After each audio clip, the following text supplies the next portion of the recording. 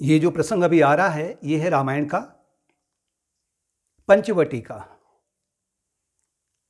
क्योंकि रामायण में जितने भी प्रसंग हैं, छोटी-छोटी जो कथाएँ हैं, वो भक्त को आत्मज्ञान की ओर ले जाने के लिए बहुत बड़ा संदेश देती हैं। अगर कोई चीज़ समझाना होता है, तो वो उतनी जल्दी समझ में नहीं आता है, जितनी जल्दी वो कथा के माध्यम से समझ में आता है। कथा के माध्यम से उसमें एक अंतर्दृष्टि उसे प्राप्त हो जाती है, जो उसका श्रवण करता है या जो उसको समझने का प्रयत्न करता है। पंचवटी में श्री राम जी हैं, माता सीता हैं, भैया लक्ष्मण हैं। वनवास मिला है क्योंकि उन्हें। उस पंचवटी में अनेक राक्षस थे और एक बार वहां रावण की बहन थी सूपनखा। सूपनखा का तात्पर्य है कि जिसके जो नाखून है वो सूप के समान बहुत तीखे, जो कि वो ऋषि मुनियों को या मनुष्य को दोनों हाथ के नाखूनों से निगल जाती थी। और बड़ा विकराल उसका देह था, विभत्स रूप था उसका। लाल उसकी आंखें थीं, भौहें उसकी तनी रहती थीं, दाढ़ उसके बड़े बड़े भयंकर थे, विशाल उसका देह था। यानी जो विभत्सपना है उसका वो मूर्ति थी वो। उसने जब वो राम जी को उसने देखा, लक्ष्मण को देखा, सीता जी को देखा, तो उसके मन में बड़ा लोभ आ गया। राम जी को और लक्ष्मण को देख करके तो उसके मन में कामवासना जग गई और सीता जी को हटाने का प्रयत्न करने लगी। उसने मन में विचार किया कि अगर मैं इस रूप में राम जी के पास जाती हूं तो मुझे राम जी तो पसंद नहीं करेंगे इस रूप में। तो उसने अपनी जो आसुरी माया थी उसके माध्यम से उसने बड़ा रूप अपना, जैसे साक्षात लक्ष्मी आई हुई है, वो बना लिया। सुंदर सी स्त्री का रूप बनाया और राम जी के प्रति वो इतना आकर्षित हो गई और सीता जी को हटाना चाहती थी मार्ग में से।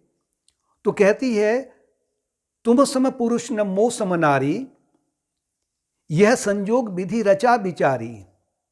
कि आपके समान पुरुष कोई इस जगत में नहीं है, लेकिन मेरे समान स्त्री भी कोई भी संसार में नहीं है, क्योंकि विधि रचा विचारी। विधि का तात्पर्य है ब्रह्मा जी। ब्रह्मा जी का आता है सकाम कर्म का जो क्षेत्र है, पांचों इंद्रियों का जो भोग है, वो ब्रह्मा जी के क्षेत्र में आता है। तो ब्रह्मा जी ने इसीलिए हम दोनों को रचा है। और ये जो कुरूप है इसके साथ में क्यों रहते हो तुम, सीता जी को देख के कहा। यद्यपि उसे मालूम था सीता जी बहुत सुंदर हैं, लेकिन सीता जी सामान्य वेशभूषा में हैं, सरल जीवन में है। तो कहती सीता जी को यहां से हटाओ और मुझे तुम वर लो। रामचंद्र जी समझ गए उसकी बातों को और उन्होंने कहा कि भाई देख, मैं तो हूं विवाहित, ये मेरी पत्नी है, सीता जी हैं, और मैंने प्रण कर रखा कि मैं एक ही विवाह करूंगा। लेकिन मेरे जो भाई हैं लक्ष्मण, ये अभी अविवाहित हैं, जबकि उनका विवाह हुआ था। तो तुम इनसे पूछो, इनके पास चले जाओ। तो सूपनखा वही देवी का रूप बना करके लक्ष्मण के पास पहुंची। तो लक्ष्मण ने कहा, मैं तो भगवान का दास हूं, ये तो मेरे स्वामी हैं, तुम मुझसे विवाह करके क्या करोगी? मैं अगर दास हूं, तुम भी दासी बनी रहोगी। तो तुम ऐसा करो, तुम उनके पास ही जाओ, क्योंकि वो एक विवाह के और विवाह भी कर सकते हैं, वो तो राजा हैं, वो तो स्वामी हैं। तो ये क्रम चलते रहा। वो लक्ष्मण राम जी के पास भेजे और राम जी उसको लक्ष्मण के पास भेजते रहे। लेकिन सूपनखा इस बात को समझ नहीं पाई। लेकिन जब अंत में उसने कहा कि ये तो काम नहीं चलने वाला है, तो उसने क्या किया, वो सीता जी को खाने को दौड़ी। तभी राम जी ने अब संकेत किया और लक्ष्मण ने उसके अपने तीर से उसके नाक और कान काट दिए। जैसे नाक और कान काटे तो उसके नाक से जो गिरवा रंग का जो रक्त बहा, एक नदी के समान बहने लग गया। यानी कि इतनी बड़ी विकराल थी वो। नाक कान बिनु भई विकराला। और वो जो उसने अपना विभत्स रूप दिखाया, फिर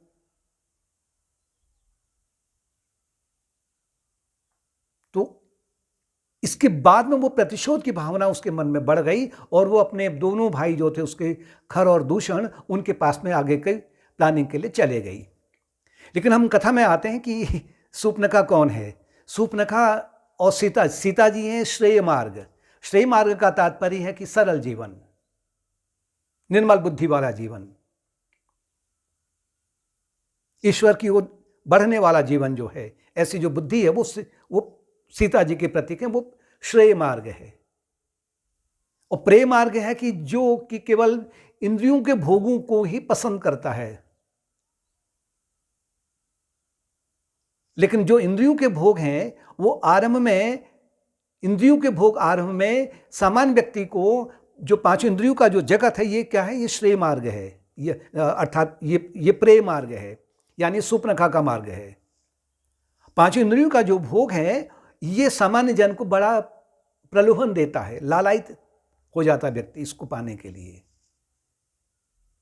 लेकिन जब उसमें वो डूब जाता है, जब वो इंद्रियों के भोगों में जब वो लिप्त हो जाता है, तो फिर उसे यही जो प्रेम मार्ग है शूर्पणखा के माध्यम से राग और द्वेष के नाखूनों से उसको निगल लेता है।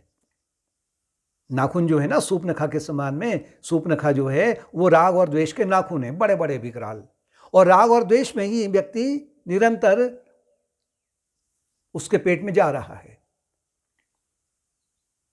यदि अगर भक्त में ज्ञान और वैराग्य नहीं है, राम जी अभी ज्ञान मार्ग के प्रतीक हैं, यानी ज्ञान के प्रतीक हैं, और लक्ष्मण है वैराग्य के प्रतीक। ज्ञान और वैराग्य साथ में अगर भक्ति है, अगर भक्ति के जीवन में नहीं है, तो शूर्पणखा के समान में ये जो संसार का प्रेम मार्ग है ये उसको निरंतर जन्म और मृत्यु के चक्र में ही निगलते रहता है।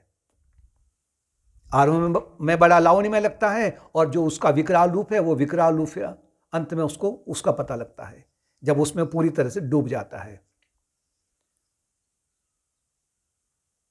वैराग्य से भक्त को ये देखना है, वो ये देखता है कि उसमें एक अंतर्दृष्टि हो जाती है कि ये जो प्रेम मार्ग है, शूर्पणखा वाला जो मार्ग है, ये इसके पीछे शूर्पणखा छिपी है, यानी विभत्सपना है इसमें, राग द्वेष के नाखून है इसके पास में।